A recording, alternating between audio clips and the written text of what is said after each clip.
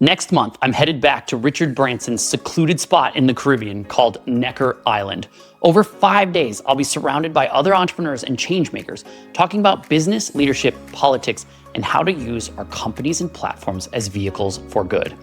As I prepare for the trip, I've been reflecting on a quote from Richard that's shaped much of my life and my work since I first heard it. Here's how it goes. And in honor of this quote, I'm wearing my most Richard Branson shirt I own. The brave may not live forever, but the cautious do not live at all. Yes, that line speaks directly to my head and to the heart of entrepreneurship. It's not about recklessness, it's about courage. It's about choosing action over hesitation, momentum over perfection, and conviction over comfort. When I started TerraSlate, I didn't have a perfect business plan. I didn't have a big dream or a big team or a pool of investors ready to fund me to create a paper business in a digital world. What I had was a problem and a belief that it could be solved. Water ruins paper. Laminating takes forever. It cracks, peels, and frays, and it's not recyclable. There just had to be a better way. That belief became an experiment, and eventually it became an obsession.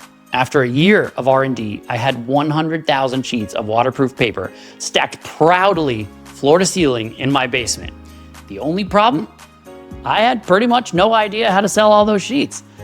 It was one of those moments that every founder faces. Do you quit while you're behind, or do you double down and figure it out? I chose to start saying yes.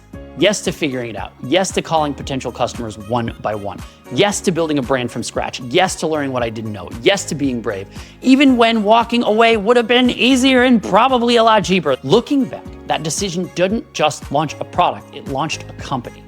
Today, TerraSlate supplies waterproof paper to over 65,000 customers around the world and is trusted by the US military, the NFL, hospitals, and grocery chains everywhere. But bravery doesn't just show up in business. It shows up when you ask for feedback that's probably gonna sting at first, when you move to a new city, when you take the stage or hit publish on an idea that could fail publicly or that might change your life. When I talk to other founders, I hear the same fears over and over again. What if I fail? What if I'm not ready? What if the time isn't right? What if this isn't investable? What if only I'm the one that thinks this is good? What if only my mom will buy it? Here's the truth. It never feels like the right time. The first vision of anything, your business, your product, your idea, will pretty much always be imperfect, so don't worry about it. Movement is what creates clarity. You will always learn faster in motion than you will standing still. Fear whispers, wait until it's perfect, but perfection is just procrastination dressed up in a tuxedo. Richard once told me the story of his attempt to break the transatlantic speedboat record. His first boat literally capsized, but instead of giving up, they returned the next year and succeeded. It wasn't about the record. It was about refusing to let fear have the final word. That same lesson shows up everywhere in entrepreneurship. A restaurant owner I know recently went bankrupt.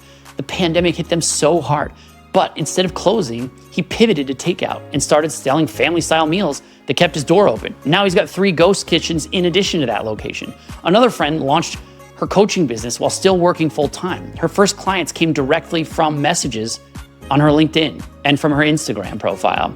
Even at TerraSlate, some of our biggest innovation came out of mistakes. A batch of our antimicrobial coating once came out with a slightly different texture, and now that mistake is our standard finish. Ever heard of WD-40? Same thing. There was WD-39 before that. It wasn't created for the eventual problem it solved, but now it's a huge multi-billion-dollar business. Entrepreneurship, like life, isn't about playing it safe. It's about betting on yourself, and that's the best bet you can make. It's about hiring that first employee when your budget feels tight, taking the sales call when you feel unprepared, walking into a room full of people who seem smarter and definitely more connected, and realizing maybe you do belong there. So here's what I want to leave you with. Say yes more often. Say yes to big things. Yes to big goals. Yes to risky ideas. Yes to the things that might not work, but that you believe in. Because if you fall short, you will have lived fully. You'll have learned, grown, and created something meaningful. The cautious, they will just never have those stories to tell. See you on the island, and live by a second quote from Richard, which is, screw it, let's do it. Look up his Instagram profile today. I guarantee it's still there. Screw it, let's do it. When he doesn't know, when he's got butterflies in his stomach, when he's not sure it's the right thing, when he doesn't have all the data, when he doesn't know everything that he doesn't know, he says, screw it, let's do it. Look where I got him. Let's go.